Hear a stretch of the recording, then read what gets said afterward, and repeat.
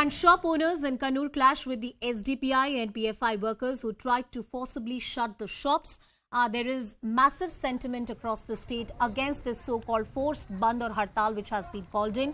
You can see in those visuals that certain workers were trying to force the shopkeepers to shut their shops, but the locals protested. What we're also hearing is that this incident is caught on camera. That's why you can see the visuals on the screen. But multiple such attempts were made in the state to ensure that somehow the businesses are disrupted. PFI is trying to make a political point through their means that some way the action of the NIA has not gone down well with them, but by no means these are peaceful demonstrations. Manu, Bharat is joining us live, getting us more details on this entire story from Kannur. Manu, help us understand what exactly this incident was about, any arrests that have been made so far.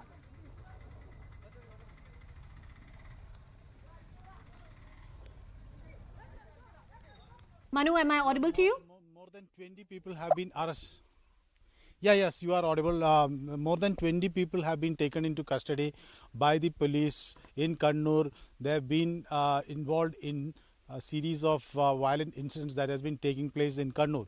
We have here in Kannur an RSS office at Matanur have been attacked by two supporters of the PFI. They around 11:30 came in a scooter and hurled petrol bombs at the RSS office in Matanur, and the windows were damaged and the bed inside was burnt. And in another incident, they used axes and other weapons to attack a truck which was carrying people from airport. These group of people have went to the airport to see off one of their friends and were returning, and they were attacked by the PFI activists in Matanur. And in many other places we have this incident of people hurling petrol bombs on vehicles, the goods vehicles coming from other districts, and these lorry drivers who are from other districts are not aware of the hartal that is taking place here, so they unknowingly enter the state and they have been attacked. In the city itself, two truck drivers were blockaded and they were stopped and their keys were removed and these people ran away. So that created a traffic block for many hours. And in many places the state-owned KSRTC, that is the State Transport Corporation vehicles that is doing service to the interior areas, were blocked by the Hartal supporters, and in many places stone pelting was reported. Even women and children were passengers, and stone pelting was against these passengers, and drivers sustained and Manu, minor injuries. as you're reporting from the ground, all these instances of violence, stone pelting, disrupting law and order, creating problem for women and children, it has really affected the state of affairs. But yes, the authorities are making sure that this situation is brought under control. The visuals there. Let's also tell you what the agencies are claiming. We're putting out this information, and this is the information that we have received via our sources within the agencies. The apprehension of the agency is that allegedly the PFI spy wing was tracking the movement of certain right-wing leaders. The apprehension of the agencies which are probing this entire case is that the details of officers, families, guards, all of them were being gathered. The fear is that there was a larger conspiracy which was being hatched, subject to being proved in a court of law. The PFI spy wing, it received many RSS shakhas. It had recceived many RSS shakhas. In the past, they were trying to figure out how exactly the right-wing organizations are working. There was also information that was collected on the RSS leaders. It was supposed to be shared with the foreign cadres as well. Larger conspiracy, trying to disrupt communal harmony, also trying to disrupt the law and order and working against the state. That's the mandate of the NIA. Portraying the right-wing organizations in bad light, creating gap between Hindus and Muslims was on the agenda. Communal disharmony, as I earlier said, was the agenda of the PFI, allegedly that they were pursuing. This information is coming via our sources within the agencies. Let's see what further evidence is found in this entire matter. Over 100 arrests have been made in this case. So far, different peoples are being presented in court. Rahul Easwar is also joining us on the broadcast. Rahul, some details are emerging, and the sources within the agencies point out that the larger plan was to disrupt the communal harmony. Absolutely, and this is very subtle.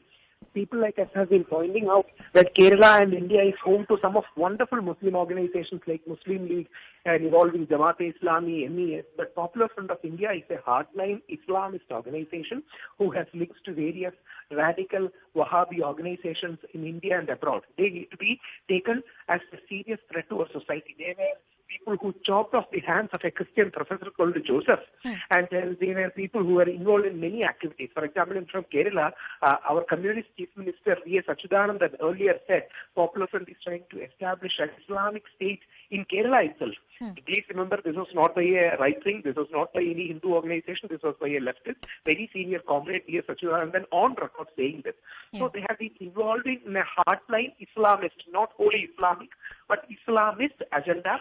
And it should definitely be curtailed. And even in today, Kerala High Court took strong action against the PFI Hartal because it's something like a lightning Hartal and people are really troubled. You would also know this, but PFI has a very notorious track record across the country, but more so in the state of Kerala. One wonders why it took so many years and decades to crack down on this organization.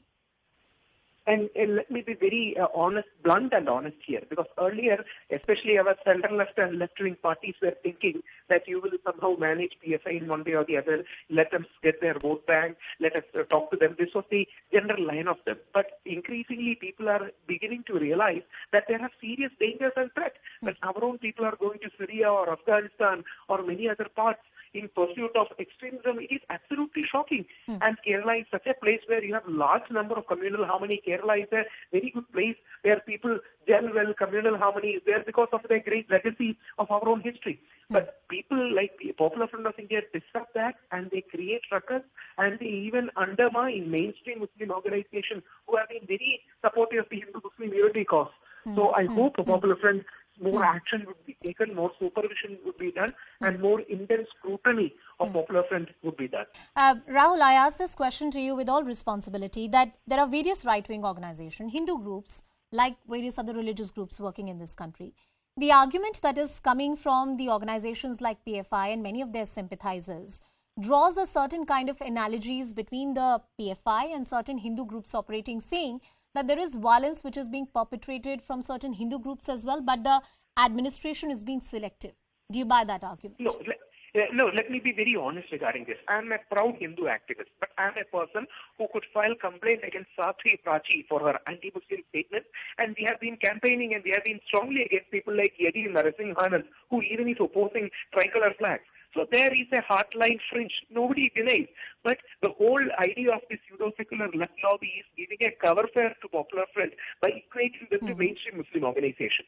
There is RSS on one side, there is Muslim League on one side, there are various Hindu-Muslim organizations. We all respect. We engage with each other while we disagree on core parts. And please remember, this so-called monkey balancing or fake balancing is happening on a day when RSS Sarpanjalak himself reached out to a mosque. RSS Sarpanjalak, Mohan Bhagwatji himself reached out to a mosque, and yesterday the chief of Imam Council even called him Rashtrapita. And Rahul, we just hope that the authorities crack down, irrespective of who the organization is, and there's no false monkey balancing act that should be done. Thank you so much.